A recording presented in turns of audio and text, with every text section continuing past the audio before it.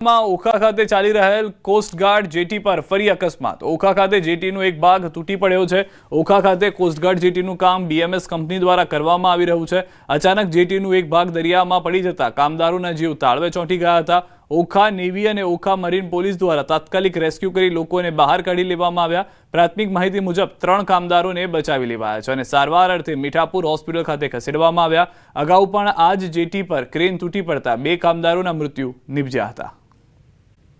18 શંકાસ્પદો પર એજન્સીઓની નજર છે। છેલ્લા 3-4 વર્ષમાં ઉત્તર પ્રદેશની જેલમાંથી મુક્ત થયેલા શંકાસ્પદ આતંકવાદીઓના કોલ ડિટેલ્સ, બેંક વ્યવહાર અને ઇન્ટરનેટ મીડિયા પ્રવૃત્તિની તપાસ કરી રહી છે। લખનૌના ખંડારી બજાર વિસ્તારમાં શાહીનના જોડાણ બાદ એજન્સીઓ આસપાસના વિસ્તારો પર પણ નજર રાખી રહી છે। આતંકવાદ સાથે જોડાયેલા હોવાનું ઓળખાતા લોકોની સંપૂર્ણ વિગતોની તપાસ કરવામાં આવી રહી છે।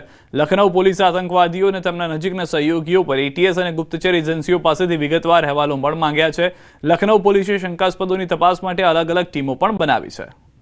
વેસુ દારૂ મહેફિલ કેસમાં મોટો ઘટસ્ફોટ। નશાની હાલતમાં પોલીસ સાથે ઝપાઝપી કેસમાં ઘટસ્ફોટ। શાહ પરિવારના 3 નશામાં હોવાનો ખુલાસો। ગાંધીનગર એફએસએલ રિપોર્ટમાં ભાંડો ફૂટ્યો। નવી સિવિલ હોસ્પિટલનો પ્રાથમિક રિપોર્ટ ખોટો સાબિત।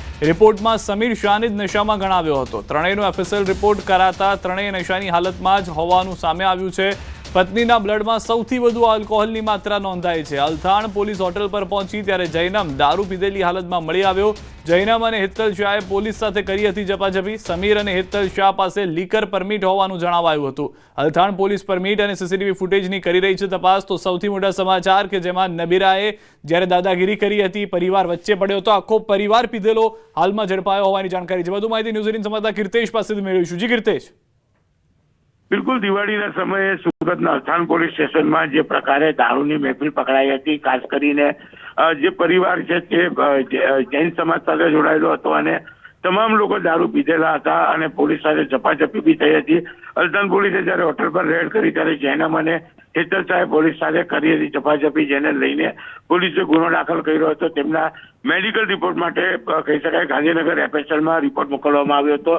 તેમાં પરિવારના તમામ લોકો પીધેલા હોય તેવા પુરાવા સાથેનો રિપોર્ટ આવ્યો છે। ખાસ કરીને પરિવારની પત્ની હેતલ શાહ સૌથી વધારે દારૂ પીધેલો હોવાનું વિગતો સામે આવી છે। સમીર અને હેતલ શાહ પાસે લીકર પરમિટ હોવાનું પોલીસની તપાસમાં સામે આવ્યું હતું। હવે પોલીસે સીસીટીવીના આધારે તપાસ શરૂ કરી છે। ત્યારે આ પરિવારનો દીકરો જૈનમ શાહ છે કે જે ગાડીમાંથી ઉતરી પોલીસ સાથે માથાકૂટ કરી હતી। પોલીસે તેને જવા દીધો હતો, પણ 2 દિવસ બાદ પોલીસ સાથે એસોલ્ટના ગુનામાં તેની ધરપકડ થઈ હતી અને હવે 3 લોકો જ્યારે દારૂ પીધેલાનો રિપોર્ટ સામે આવ્યો છે ત્યારે જોવાનું રહ્યું કે પોલીસ દ્વારા કયા પ્રકારની નક્કર કાર્યવાહી આ પરિવાર સામે કરવામાં આવી છે। આભાર સમગ્ર માહિતી બદલ। સુરતથી સમાચાર। આરએફઓ સોનલ સોલંકી ફાયરિંગ કેસમાં કાર્યવાહી। સોનલના પતિએ જ હત્યાનું ષડયંત્ર ઘડ્યું। નિકુંજે મિત્ર સાથે મળી હત્યાનો પ્લાન ઘડ્યો। પત્ની પર ફાયરિંગ કરવા માટે આપી સોપારી। કૌટુંબિક વિખવાદને લઈને હત્યાનો ઘડાયો પ્લાન। મિત્રએ સોનલની કાર રોકાવી કર્યું હતું ફાયરિંગ। આરોપીઓ પકડવા પોલીસ 1000થી વધુ સીસીટીવી ચેક કર્યા। કોર્ટમાં આરોપીઓના 14 દિવસના રિમાન્ડની માંગ કરવામાં આવશે। સોનલબેન સોલંકીના જે પતિ છે નિકુંજ ગોસ્વામી, જે આરટીઓ ઇન્સ્પેક્ટર તરીકે સુરત સિટી ખાતે ફરજ બજાવે છે, તાત્કાલિક એના ઘરે ચેક કરવા માટે ટીમ મોકલેલી અને એ ઘર છોડી અને પલાયન થઈ ગયેલા હતા, એટલે શંકા વધુ મજબૂત થયેલી।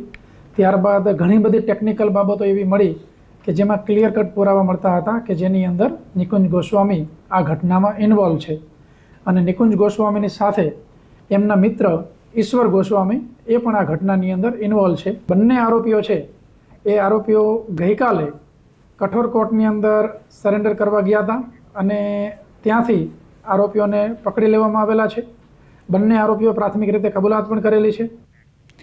ગીર સોમનાથ ઉનાના નવા બંદર ખાતે 3 શંકાસ્પદોની પૂછપરછનો મામલો। નવા બંદર મરીન પોલીસ શંકાસ્પદોની આશ્રય આપનાર સામે કાર્યવાહી। કાશ્મીરના 3 લોકો આશ્રય આપનાર વ્યક્તિ સામે ગુનો। નવા બંદરના મસ્જિદ સંચાલક અહમદ અમીન બહરાનીએ આપ્યો હતો આશરો। શખ્સો યોગ્ય દસ્તાવેજો વગર જ રોકાયા હોવાનું બહાર આવ્યું। ઘરમાં આશ્રય આપનાર સામે કલમ 212, 223 મુજબ ગુનો દાખલ। સંકળાયેલા આરોપી સામે તપાસ અને કાનૂની કાર્યવાહી તેજ। મકસૂદ અહમદ કબીર હુસૈન, મકસૂદ અહમદ તાનવીએ લીધો હતો આશરો। જમાલ અહમદ મકબૂલ રશીદનો નામનો શખ્સ પણ રોકાયો હતો। જૂનાગઢથી સમાચાર માંગરોળમાં 2 શંકાસ્પદ શખ્સો ઝડપાયા છે. પોલીસે બંને શખ્સોની પૂછપરછ શરૂ કરી છે. બંને યુવાનો કાશ્મીરના ફાગલા ગામના રહેવાસી છે. મદ્રેસામાંથી દાન મેળવતા હોવાનું સામે આવ્યું છે. માંગરોળની હોટલમાંથી ઝડપાયા બંને શંકાસ્પદ. બંને શખ્સો 2 દિવસ પહેલા આવ્યા હતા માંગરોળ.